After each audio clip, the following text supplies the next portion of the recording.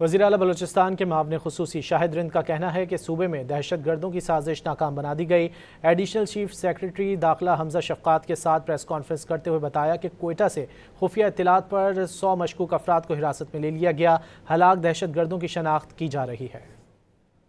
کوئٹہ سمیت جن 12 مقامات پر دہشت گردوں کی جانب سے حملے کیے گئے تھے، سیکیورٹی فورسز کی جانب سے مؤثر جواب دیا گیا۔ ماں سوائے ایک نوشکی کے باقی تمام جگہوں کو ابتدائی دن ہی کلیئر کر لیا گیا تھا، لیکن کوئٹہ میں اس وقت بھی جو سرچ اور کامبنگ آپریشنز ہیں وہ جاری ہیں۔ ادروائز سچویشن پورے بلوچستان میں نوشکی اور کوئٹہ سمیت نارمل ہے۔